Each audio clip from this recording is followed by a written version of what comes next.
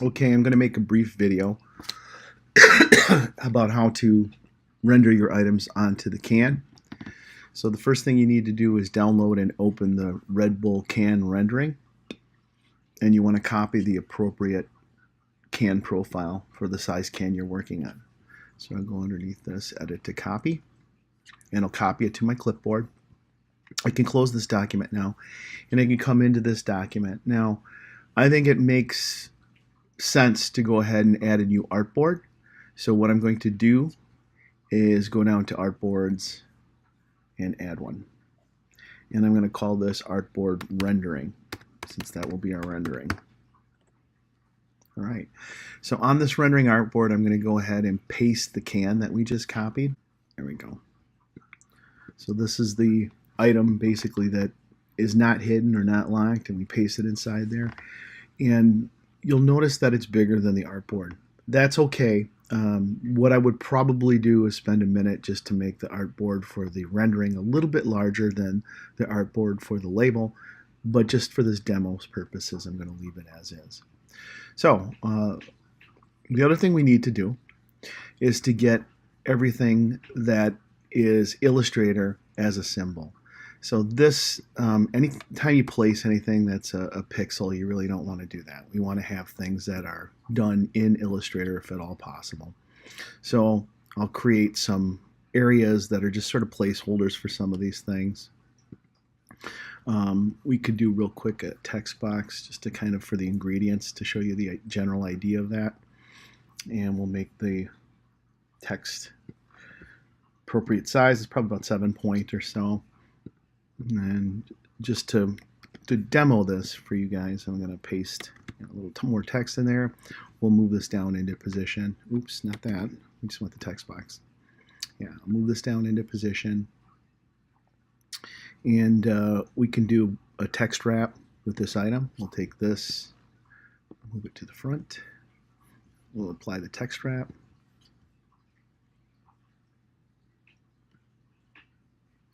And so we have, we can change that text wrap too. Object, we'll go on the text wrap and we'll change the text wrap options. And then we can kind of fit that there. So we've got basically all these items. They're all generated in Illustrator. And we're going to go ahead and make something to render the can.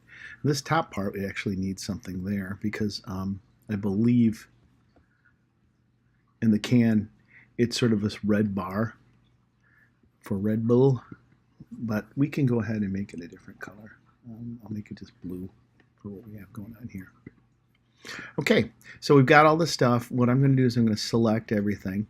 And the only items that should get selected are the things done in Illustrator. Because the template layer is locked and because the die line layer is locked, really the only things that should allow it to be selected are the things that are done in Illustrator. I'm going to go over to my symbols palette here, and I'm going to go ahead and create a brand new symbol. And I'm going to call it Red Bull Can, RBC for Red Bull Can.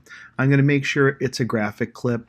It doesn't really matter for Illustrator, but I think it's good to get in the habit of doing your symbols correctly. And then you can pick static or dynamic. Static is usually for still graphics. Dynamic will allow you to move things around a little bit or separate it into items. So I'm going to go ahead and click OK. What we should see is that that appears as a symbol now inside my symbol palette. All right, let's get to rendering this thing. Now I may need to stop it because Illustrator and the screen capture program don't work real well together. The screen capture is the program that I'm recording this with right now. So we'll try it out and we'll see if I have to pause it or stop it at some point. All right, underneath the effect, I'm going to go down to 3D. Now remember there's extrude, sort of like a Play-Doh pumper, or revolve, which is like a lathe. We want to actually revolve this can. We want to tell it to use the left edge. I like to kind of, for product shots, have it be at a bit of an angle. So I'll do something like this. The type of surface that we selected, I like the stuff that shows basically reflection. So I like the plastic shading. And then I can click here on more options to see more options. Now I like to add additional lights. So I'm going to add another light that's somewhere towards the top here, a little bit off to the left and towards the top, whereas this one's a little bit to the right in the front. And then I'll add another light and put it on the bottom here. And this light will actually move slightly behind the object. Get it so that it's right in the right place there. Keep this one at the top, send this one bottom, and I'll move this slightly behind it. Now you can adjust the intensity of all those lights by playing around with the sliders. When you select a light, for instance, this one, I can sort of move it around, or I could select this one and move these sliders around to adjust the quality of the light. All right, the last thing I want to do is I want to do mapping of the artwork. So click on Map Art. And when we do that, you'll see that there's 7 surfaces to this can. So we need to pick the right one. And in the background, I can see the surfaces highlighted in red. So I'll go to 2, 3, 4, 5, 6, 7. 5 look like the surface that, yeah, that's, if I move this out of the way a little bit, you can see that's the edge of the can. That's what we want to render it. So that's the one that we want to map the art on. Because we've now moved the label into the symbol area, we can select the RBC for Red Bull can to see it render onto that surface. We can make slight tweaks. If we want to make it slightly bigger or smaller, we can do that. And then we'll click OK. Now, you can click on Preview. I'm just not sure, again, with the screen recording program, how it's going to work. So instead of clicking Preview, I'm just going to click OK. And what that's going to do is render it for us. And I can see the can now rendered onto the surface.